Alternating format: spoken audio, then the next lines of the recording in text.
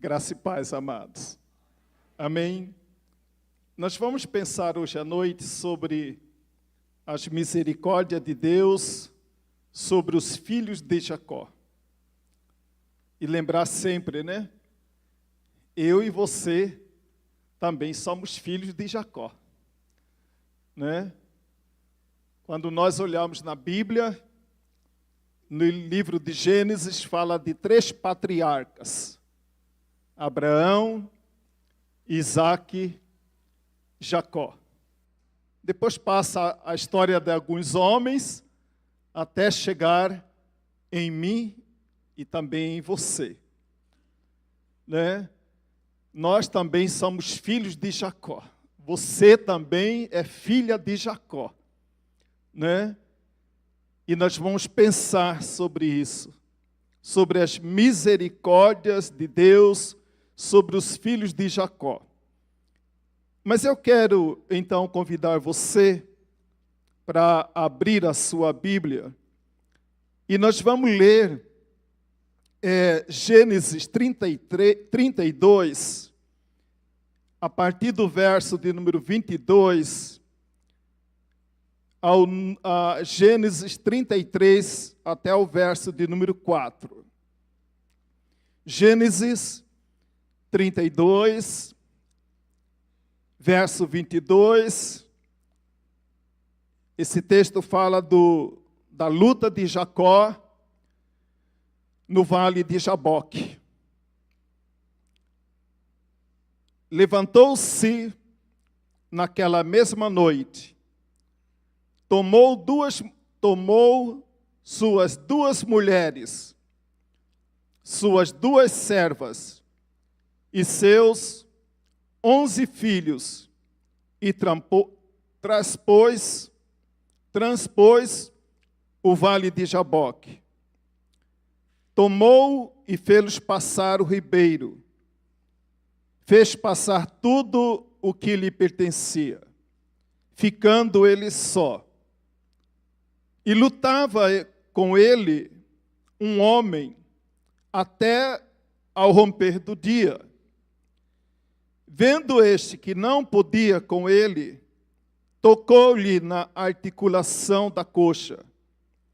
Deslocou-se a junta da coxa de Jacó na luta com o homem. Disse este: deixa-me ir, pois já rompeu o dia. Respondeu Jacó: não te deixarei ir, se não me abençoares. Perguntou-lhe, pois, como te chamas?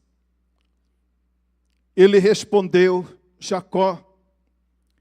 Então disse: já não te chamarás Jacó, e sim Israel, pois como príncipe lutaste com Deus e com os homens e prevaleceste. Tornou Jacó: dize-me, rogo, como te chamas? Respondeu ele: por que perguntas meu nome? E o abençoou ali. Aquele lugar chamou Jacó Peniel, pois disse: vi a Deus face a face, e a minha vida foi salva. Nasceu-lhe o sol, quando ele atravessava o Peniel, e manquejava de uma coxa. Por isso os filhos de Israel não comem até hoje o nervo do quadril, na articulação da coxa, porque o homem tocou a articulação da coxa de Jacó no nervo do quadril. Levantando Jacó os olhos, viu que Esaú se aproximava, e com ele 400 homens. Então passou os filhos, a Lia, a Raquel e as 2 servas, pôs as servas e seus filhos à frente, Lia e seus filhos atrás deles, e Raquel e José por últimos. E ele mesmo adiantando-se, prostrou-se à terra 7 vezes, até aproximar-se de seu irmão. Então, Esaú correu-lhe ao encontro e o abraçou. Arrojou-se-lhe ao pescoço e o beijou, e choraram. As misericórdias de Deus sobre os filhos de Jacó. Esse final de semana, ontem e hoje, os irmãos que tiveram a oportunidade de participar, foram momentos maravilhosos na presença do Senhor, né? Ontem, hoje, né? Eu vi aqui o Davi, do pastor Alessandro, passando, mancando aqui. Falei, será que ele teve também no Vale de Jaboque esse final de semana? Né? Ela é meio arrastando a perna, né? É a gincana da irmã Elisângela, né? E foi maravilhoso, né? Esse final de semana, ontem, hoje, aqui na igreja. Graças a Deus por isso. Nós, como essa grande família, né? A grande família, a grande igreja, a igreja do Senhor. Domingo passado, nós estávamos comemorando o Dia das Mães.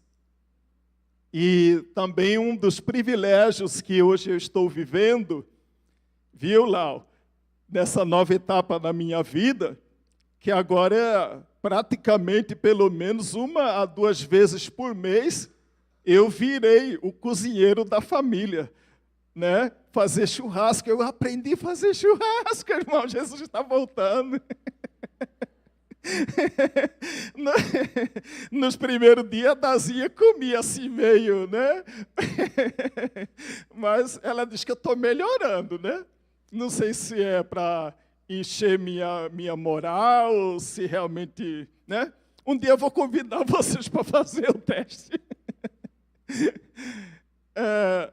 Mas aí, amados, quando a gente estava lá pensando nessa reunião, sentado à mesa como família, nós estávamos lembrando de algumas coisas engraçadas da família.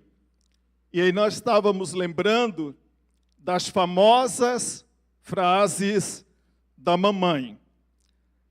Né? Eu quero aqui introduzir a nossa conversa com essas frases, né? Não sei se você já ouviu, não sei se você, né, já passou por essa experiência, a mamãe usando as seguintes frases. Se você correr, é pior. Né? Fala assim numa autoridade. A hora que eu te pegar, você vai ver. Né? Come tudo, senão apanha. Né? Se eu for aí e achar, vou esfregar na sua cara. Ou então, né? Quando a gente chegar em casa, a gente conversa. São padrões que nós, talvez assim, de maneira descontraída, a gente vai colocando em prática na nossa vida, na nossa família, né? E alguma coisa, eu imagino que elas entram mesmo a fazer parte de uma família de uma maneira até engraçada, até de maneira que a gente não percebe bem, mas nós gostaríamos de pensar sobre isso um pouco, que é o assunto também do nosso próximo encontro, quinta-feira, nos pequenos grupos da Doce. Alguns padrões externos que vão entrando na nossa família, sob influência, né, das mais diversas, mas que entram na nossa família. Na família de Jacó, nosso patriarca, não foi diferente. Na história, na família de Jacó, como já disse um pouco a irmã Elisângela domingo passado, entrou a questão da poligamia. Né? A questão da poligamia. Onde, de repente, Jacó estava envolvido com 4 mulheres ao mesmo tempo. Eu não sei, a Bíblia nos informa, temos uma ideia, mas como que isso foi entrando de maneira gradativa na vida de Jacó? E que talvez Jacó, alguma altura da vida, passe a achar isso como algo normal. Como essas frases que eu falei aqui. Né? Muitas vezes frases simples, que nós sorrimos, comportamentos que não percebemos, que vão entrando na nossa vida. De repente, Jacó estava envolvido com 4 mulheres. Talvez, quando nós olhamos para a Bíblia, nós achamos, porque está escrito na Bíblia, então Deus aprova, né? Deus aprova. Não, amado. O apóstolo Paulo, ele escreve aos Romanos, dizendo que tudo que foi escrito para nós e para nossos filhos, para que a gente aprenda, né? Para que a gente tire lições para a nossa vida. Porque o padrão bíblico de casamento está em Gênesis 2, 24. Quando Deus diz, por isso deixa o homem, pai e mãe, e une-se à sua mulher. A frase é no singular, tanto para mim, como também para ela. Quando nós olhamos Paulo escrevendo aos Efésios, no capítulo 5, verso 25, a palavra de Deus diz, maridos, amai vossa mulher, novamente no singular. Não há espaço para pluralidade, né, para vários casos. Também entra na história de Jacó o favoritismo, que a irmã Elisângela também já mencionou um pouco domingo passado e volta na próxima quinta-feira. Se você tem mais de um filho, talvez você se sinta tentado, por alguma razão, a gostar mais deste ou daquele. O cuidado que nós devemos ter é que, por mais nobre ou justificável que sejam seus motivos, eles precisam estar conectados ao coração de Deus. Eu, de certa forma, sou muito grato da mãe que Deus me deu. Mas, no fundo, amado, muitas vezes eu tenho que lutar contra a minha mãe para que ela também mostrasse para os outros 2 irmãos meus que eu não era tão especial, mas foi uma luta. Até hoje a irmã Dazinha ainda percebe essa quedinha, né? Mas eu enfrentei muito desconforto com meus 2 irmãos por causa dessa situação na casa. Eu sempre agradeço muito a Deus pela vida da minha mãe. muito, muito mesmo pela vida da minha mãe. Mas alguma coisa tem hora eu falo, mamãe, dá uma...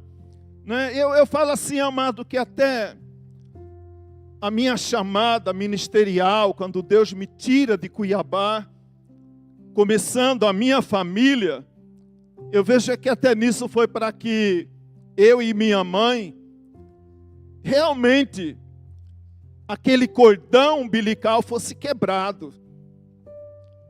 Porque senão seria muito difícil manter o meu casamento com a minha esposa e criar a minha família do meu jeito. Então, o que nós vemos, amado, é que por mais nobre, se você tem mais de um filho, cuidado. Por mais nobre ou justificável que sejam seus motivos, eles precisam estar conectados ao coração de Deus. Jacó, não sei se ele não percebeu, mas de repente ele tinha um amor, um aconchego especial com José. Como foi isso ruim para Jacó? Como foi ruim para os seus irmãos? Como foi ruim para José? Eu vejo que em algum momento na vida, o coração de Jacó, quando ele fez essa opção, não estava conectado ao coração de Deus. E eu faço uma questão muito grande de dizer e de declarar que eu amo meus netos de toda forma, de todos são especiais para mim. Que os meus filhos são especiais para mim de igual forma. Embora que tem hora eles falam, não é assim tão assim, né? Eu vou ter uma preferência por fulano, né? É uma luta, amados. É uma luta. Há mais de 40 anos, eu e a irmã Dazinha começamos a construir essa família imperfeita que somos nós. Mas que nós caminhamos buscando essa perfeição. E não nos sentimos frustrados, porque algumas coisas deram certo e outras não deram tão certo. Mas nosso coração precisa estar conectado ao coração de Deus. Quais são os motivos que levaram Jacó realmente a ter José como seu filho preferido? Talvez é um bom papo para quando a gente chegar no céu, conversar com Jacó e com José.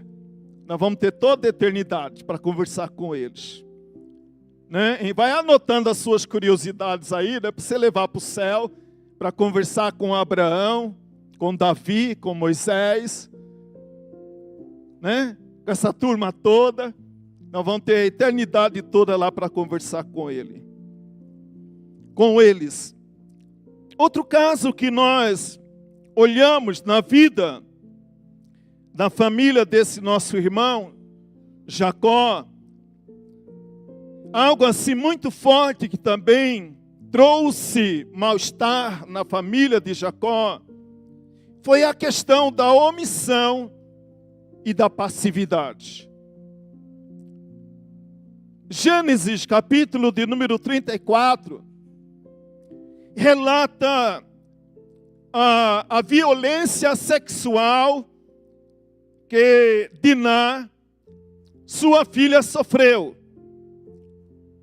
E é interessante, amados, que a Bíblia diz que Amor, pai de Siquém, né? Siquém é o que cometeu o ato, a violência sexual contra Diná. É interessante que aqueles homens, aquele pai, ele pega seu filho, talvez reconhecendo a bobagem que o filho fez, ele vai até Jacó, né? Ele foi com o filho lá, né? Amor e Siquém foram lá no arraial de Jacó. e foram lá pedir perdão para Jacó. Eles foram lá pedir que o desejo dele de restituir, reconheceu, né? Amor reconheceu, Siquém reconheceu o erro que praticara. E eles disseram, né, que além de restituir, e que eles estariam prontos, verso de número 8, do capítulo 34 de Gênesis. A Bíblia diz que Siquém, ele mesmo declara para Jacó que ele estaria pronto para pagar o preço pela violência que ele praticou contra a filha de Jacó. Lembra que quando Jacó chega na casa de Labão, ele trabalha por um preço pela mulher que ele amou. E as coisas deram certo. Agora Jacó está vivendo essa experiência com a sua filha, de maneira não igual a dele, claro. Então Siquém, ele se coloca à disposição para restituir, para assumir aquela moça em casamento. Aí a Bíblia diz, depois de ouvir Hamor e Siquém, verso de número 5, Gênesis 34, a Bíblia diz então que Jacó, ele calou. Ele ficou em silêncio, ele não disse nada. Quando os seus irmãos, os seus filhos percebem que seu pai calou, eles sentiram-se, talvez, na obrigação de falar, de agir, de tomar alguma atitude. A Bíblia diz que Jacó ouve o relato, ouve a intenção do pai de Siquém, ouve a intenção de Siquém, e ele se cala.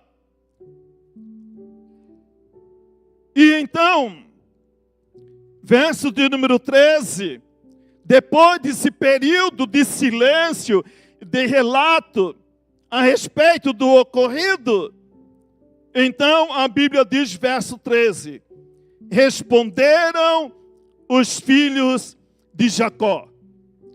Eu quero, meu amado homem, fazer a você uma pergunta. Na hora da crise, na sua casa, quem assume o protagonismo na sua casa? Na hora da crise, quem assume o protagonismo na sua casa? Jacó, ele deveria assumir o protagonismo. Ele deveria se posicionar. Eles disseram, olha, nós estamos aqui pedindo desculpa, né, pedindo perdão e falando das suas intenções de assumir o erro, de corrigir o erro. Mas Jacó se cala. Amado, eu creio que um dos grandes desafios nossos como homem é que muitas vezes, amado, nós nos calamos quando nós deveríamos estar falando. E quando a gente não fala, a esposa vai falar, os filhos vão falar. Na ausência de alguém que assume o protagonismo. Nós vivemos, amado, tempo, né, onde os lares, homens, não assumem o protagonismo da sua casa. Aí vira, amado, um lar disfuncional. Uma família disfuncional. Por mais doído, amado, que seja, na minha experiência como pai, agora como avô, eu tenho colocado sempre diante de Deus. Aconteça o que acontecer com a minha família, eu vou sempre assumir o protagonismo. De me posicionar. Mesmo que seja, por mais delicado que seja. Mas aquele homem, ele não assume. Ele prefere o silêncio. Ele prefere não falar nada. E talvez os filhos de Jacó começaram a olhar um para o outro, até que alguém toma a iniciativa.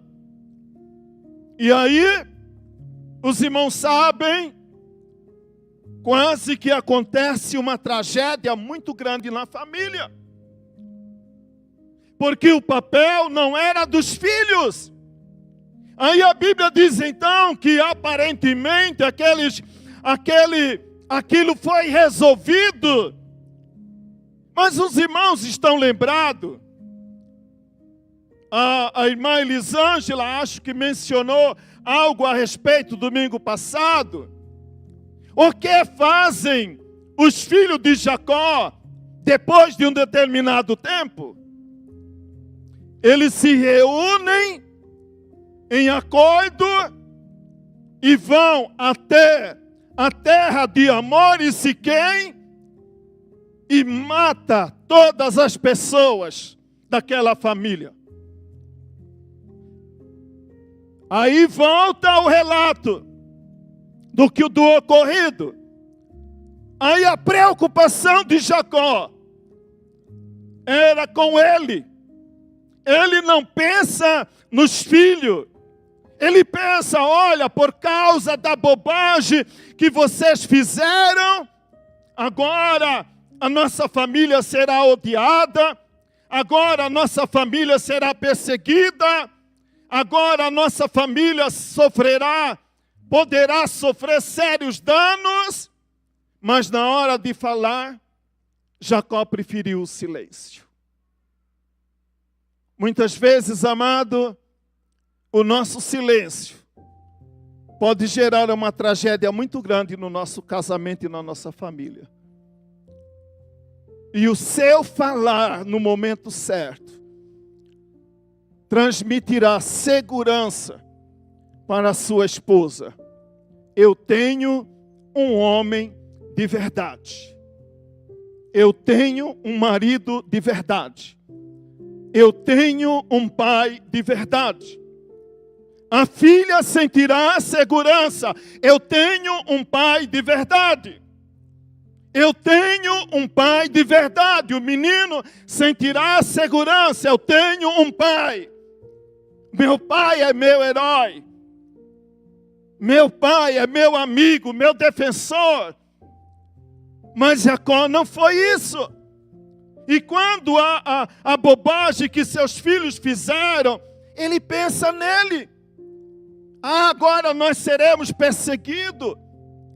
Mas por que não falou antes? Por que não orientou antes? Por que não assumiu a crise antes? Por que esperou uma crise maior, que podia ter tragédias maiores, consequências piores acontecerem, para falar alguma coisa? Quem assume o protagonismo na sua casa quando uma crise acontece? A outra questão também que fez o lar de Jacó sofrer muito foi a ausência de limite. Quando nós lemos na história da criação, Gênesis 1, Gênesis 2, nós vamos perceber Deus estabelecendo limite. Limite. Limite para a água, limite quanto do tempo. Ele coloca limite. Há limite, amado, onde não há limite, há caos. A falta de limites dá lugar ao caos, à desorganização. Até onde pode ir a falta de limites? Gênesis 35, verso de número 16. Jacó está de luto.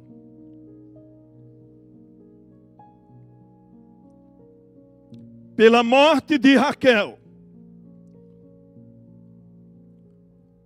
E naqueles dias de luto pela morte de Raquel, o que aconteceu?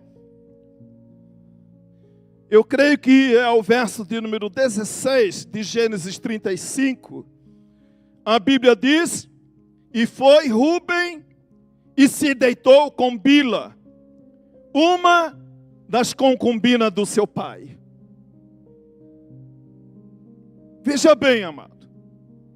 O pai estava de luto, triste, pela morte de Raquel. Então, Bila, uma das concubinas de Jacó, estava lá. O filho mais velho de Jacó, Rúben, foi e deitou-se com ela. Deitou com a mulher do seu pai. Deitou com uma das mulheres do seu pai. Até aonde a falta de limite pode chegar em uma casa. Na sua casa há limite para o seu filho.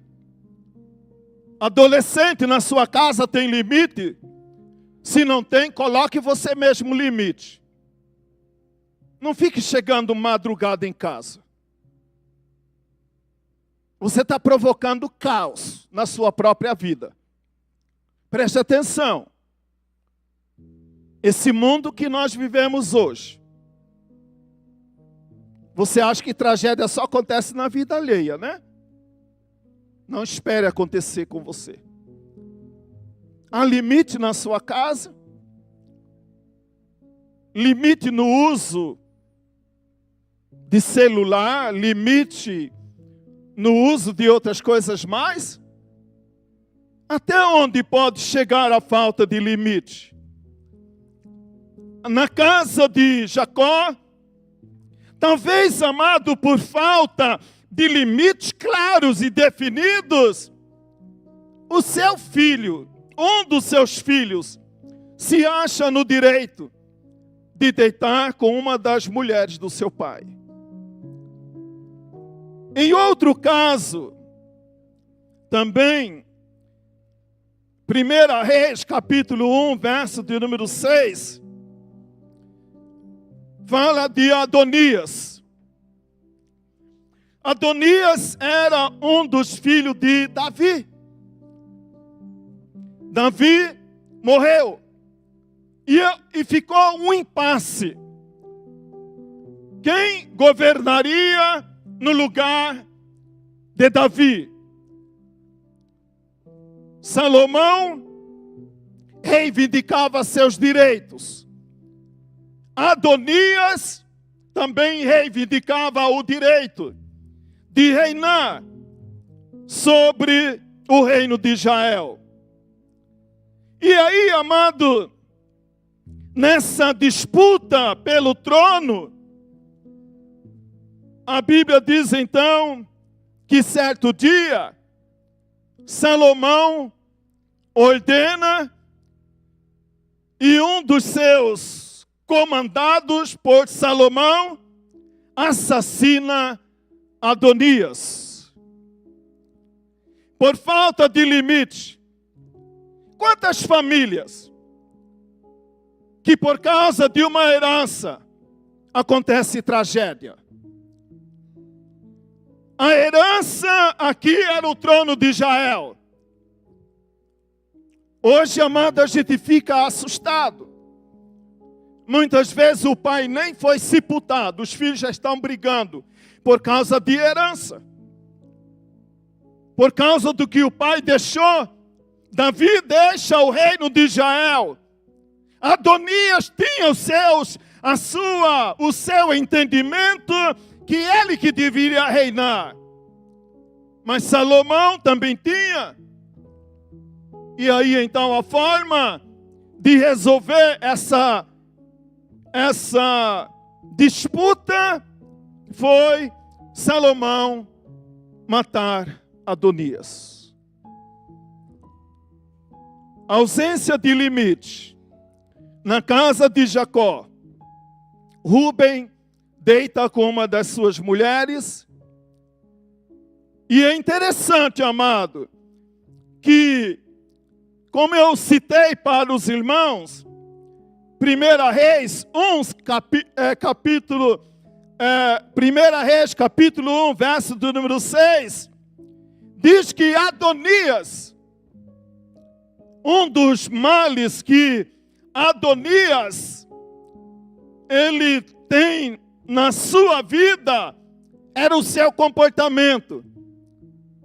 E a forma de Adonias comportar, como ele se comportava, a Bíblia diz, porque o seu pai nunca o contrariou. Porque o seu pai nunca o contrariou. Não, se contrariar o menino vai ficar traumatizado. Se contrariar o menino, ele vai ficar traumatizado. A falta de limite. Muitas vezes, amado, a ausência de limite pode estabelecer o caos dentro da nossa própria família. E nunca podemos esquecer. Deus criou tudo e deu limites. A água, o mar tem o seu limite. A terra tem o seu limite. Tudo tem o seu limite. Quando há ausência de limite, o caos se estabelece. O caos social que nós vivemos hoje mostra, amado, o modelo de família que nós estamos conseguindo ser. E até onde isso vai nos levar, muitas vezes a gente fica imaginando a tempos ainda muito sombrios. Enganos, mentiras e trapaças. São outras coisas que começam a fazer parte da vida de Jacó. Mas eu quero olhar com os irmãos um pouco do texto aqui que eu li. Quando Jacó prepara para encontrar com seu irmão. O que nós podemos aprender com esse homem chamado Jacó? Aqui já temos várias coisas para você fazer uma reflexão. A primeira coisa, amado, eu acho interessante na vida de Jacó. Agora nós batemos no Jacó, agora vamos assoprar, né? Mas o que me admira na vida de Jacó, e por isso, amado irmão, que eu falo sempre, eu também sou filho de Jacó.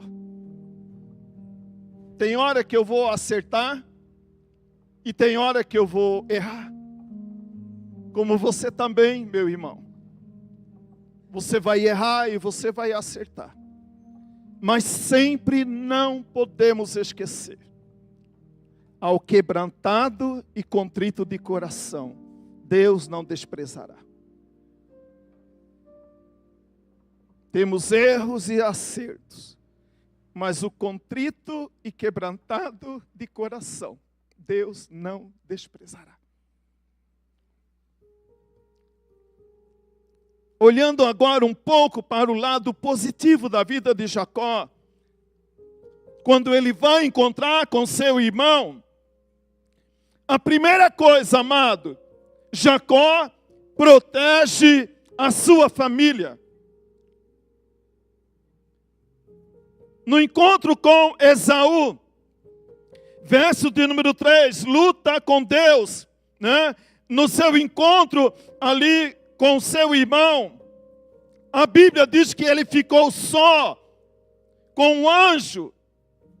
E a Bíblia diz que ele pôs-se à frente de todos. Eu fico imaginando, amado, a figura minha e sua, na nossa família, como o general de guerra. O general de guerra, ele vai na frente. Ele não vai ao lado. Ele não vai atrás, ele vai na frente. Jacó, quando ele vai ali encontrar com seu irmão, temendo pela segurança da sua família, Jacó vai à frente. Organiza tudo e ele vai na frente. Quem vai na frente na sua casa? Quem vai na frente na sua casa? Lucas, capítulo 11, verso 21 e o verso número 22. Jesus fala, ali há um caso de possessão demoníaca. Mas eu quero que você olhe para o princípio escrito lá. A Bíblia diz que, eu vou aqui resumir, tá? Lucas 11, 21 e 22. A Bíblia diz que o inimigo, né, o ladrão, o salteador, para que ele domine a casa, primeiro ele vence o valente da casa. Você é o valente da sua casa? Você é o valente da sua casa? Primeiro, ele vence, né, o valente da sua casa. Para que ele saqueie a casa. Para que ele roube a casa. Para que ele tire a paz da casa. Para que ele tire a paz da família. Ele quer primeiro derrotar o valente. Quem é o valente na sua casa? É você, homem, que posiciona de maneira firme para proteger a sua família.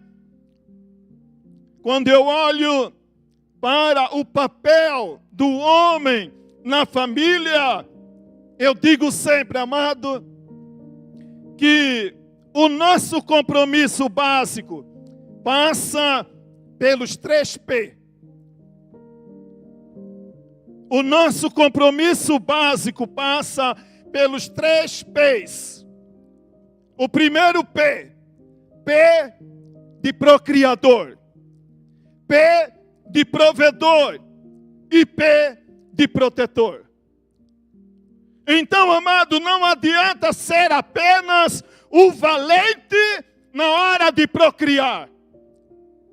Porque há muito homem valente só na hora de procriar. Ou talvez valente para procriar e para prover. Já melhorou um pouco. Ele procria, ele é valente ao procriar, ele é valente ao prover, mas muitas vezes é ausente no proteger. E para que a nossa tarefa, como valente da nossa casa, você homem, eu homem, nós homens, precisamos lembrar dos nossos 3 P. Eu sou valente ao procriar, Eu sou valente ao prover e eu sou valente também para proteger. Não mexa com a minhazinha, né? Não mexa, né? É esse desejo, amado. Esse homem também, ele luta incansavelmente, crendo na vitória. Mas não quero pensar nessa coisa, né, meio triunfalista e esse tipo de pregação aí, né? Vitória, né? Minha vitória vai chegar, minha vitória tem sabor de mel. Não quero levar por esse lado, não. Verso 25 ao verso de número 30. Qual é a sua maior luta hoje? Consigo mesmo? No seu casamento? Com o seu filho? Não, amado. A primeira e maior luta de todo homem é a sua luta com Deus. Olhe para mim e declare: você já é um servo de Deus? Muitas vezes você acha que a luta sua é com o filho, é com o casamento. Quando na verdade você não entendeu o básico. E talvez entendeu, mas ainda não obedeceu o básico. Já confessou a Jesus como Senhor e Salvador da sua vida? Essa é a chave, amado, para abrir muitas portas das nossas vidas. Compreender que temos lutas, problemas e dificuldades. Mas a maior necessidade de todos os homens é confessar Jesus como Senhor e Salvador. E se posicionar na sua casa como Josué. Eu e a minha casa serviremos ao Senhor. Eu me posiciono à frente. Eu vou na frente. Eu vou na frente com meu filho, com a minha mulher. Todo domingo, toda quinta eu luto. Estou ali presente, mostrando, conduzindo, ensinando o caminho que ele deve andar. A maior necessidade de Jacó, até então, amado, era ter um encontro genuíno com Deus. Quando eu olho para Gênesis capítulo de número 28, fala de Jacó saindo da sua casa, indo para a casa de Labão. E nesse caminhar da sua casa até a casa de Labão, a Bíblia diz que Jacó adormece em um determinado lugar. Lá ele vê uma escada que unia o céu e a terra. Mas lá, amado, ele se referia a Deus como ao Deus do meu pai. O Deus de Jacó, o Deus de Isaac, melhor dizendo. Ele se referia, ele ainda entendia como o Deus de Abraão. Amado, não adianta você entender. Amada, não adianta você entender. Esse é o Deus do meu pai. Esse é o Deus da minha mãe. Ele precisa também ser. E você bater no seu peito e dizer: esse também é o meu Deus. É o meu Deus. Jacó ainda não tinha esse entendimento. A fé de Jacó era baseada na fé dos antepassados. Alimentar-se da fé dos antepassados nos ajuda. E uma das coisas, amada e amado, que você tem que pedir a Deus todo dia: que meu filho seja crente, porque meu filho teve uma experiência com Jesus. Jacó ainda não tinha tido uma experiência real com Jesus, com o Senhor. E ele referia então como Deus, né, do seu avô, como Deus do seu pai. Mas ele precisava, para que eu possa, meu irmão, meu amado, ter um lar abençoado, que Deus vai nos ajudando cada dia a corrigir nossos erros, nossas imperfeições, nossas falhas. É dizer, esse Deus é o meu Deus. A fé da sua mulher não vai te levar para o céu. A fé do seu pai não vai te salvar. O que nos salva é um compromisso individual, pessoal com o Senhor.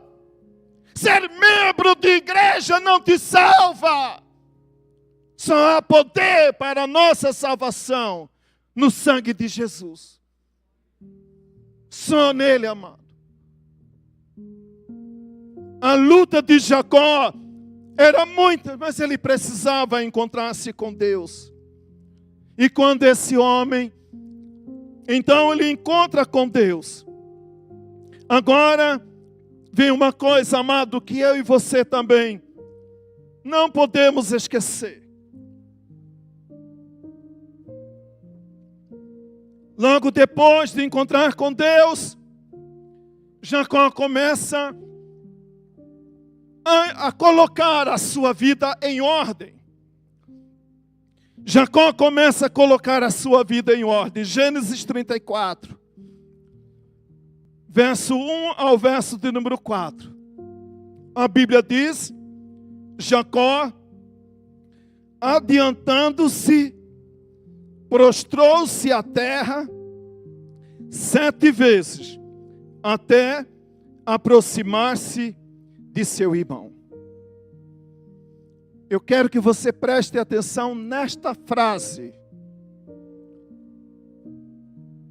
A Bíblia diz: Jacó, adiantando-se, colocando-se à frente da sua família, como um general de guerra, como um sacerdote, como um líder. Aí a Bíblia diz que ele se prostra até aproximar-se de seu irmão. Ele sabia, amado, do pecado que ele cometeu. E nós sabemos, amado, que todas as vezes que nós pecamos, nós nos afastamos de Deus. Por causa do pecado, ele se afastou do seu irmão. Ele teve que ausentar do seu lar, porque pecou contra o seu irmão, porque pecou contra o seu pai, enganando o seu pai, mentindo para o seu pai. Agora Jacó volta para casa, e ele então, amado, se prostra diante do seu irmão, até aproximar-se do seu irmão. Você cometeu algum erro contra alguém? Se prostre diante do Senhor e lute até que você consiga novamente se aproximar dessa pessoa, que talvez você foi separado dela por causa do pecado. Ele entendeu isso. E ele se prostra, se humilha, reconhece seu erro, reconhece seu pecado. E ele se prostra diante do seu irmão. Ele não reivindica direito.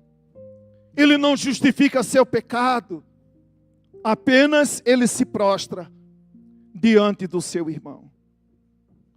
Eu admiro esse homem também por causa disso, amado. Eu teria muitos motivos para não gostar de Jacó. Vários motivos para amar esse homem.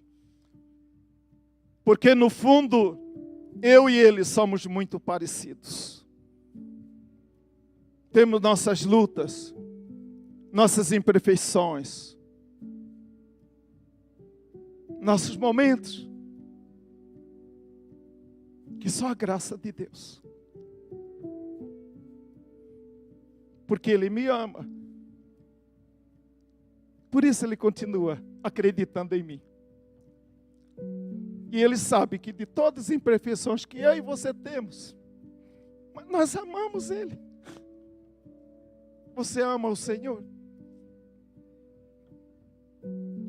Você não fica injuriado muitas vezes consigo mesmo? Você não fica injuriado com você mesmo? Você é humana. Você é humano. Como todos nós somos. Imperfeitos. Herdamos o pecado. Mas que lutamos para servir ao Senhor. Para dizer, Senhor, eu me prostro diante do Senhor. Pequei contra o Senhor. Como o filho pródigo faz. Essa figura aqui de Jacó me lembra a figura do filho pródigo. Que também sai da sua casa. E um dia ele volta. Se prostra diante do seu pai. Aqui ele se prostra diante do seu irmão.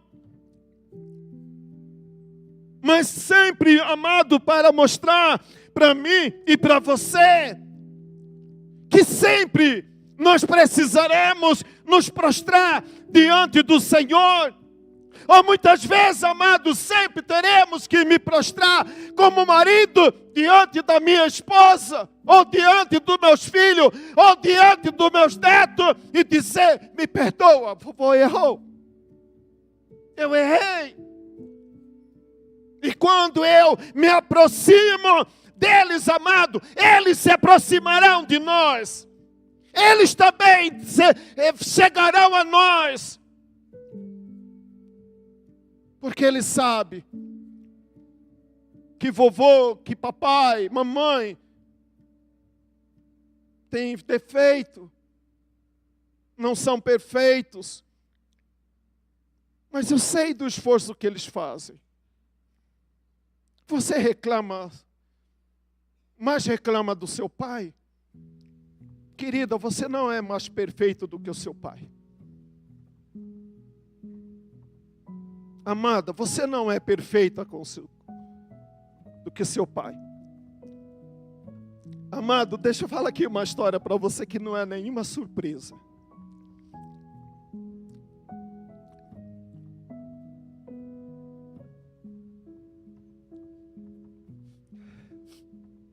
Uma das lutas minhas como adolescente, maiores que eu tive na vida foi com meu pai. Você sabe quando que a minha vida começou a mudar? No meu casamento, uma determinada altura, quando eu tive um comportamento com a irmã Dazinha, parecido com o comportamento contínuo que eu via meu pai fazer em casa, que eu prometi para Deus e para o mundo que nunca ia fazer coisa igual. Aí naquele dia, eu lembrei que se a gente não se cuidar, de repente você é mais parecido com aquele que você mais odeia do que você imagina. E por isso que talvez vocês não dão tão certo, porque vocês estão tão parecidos.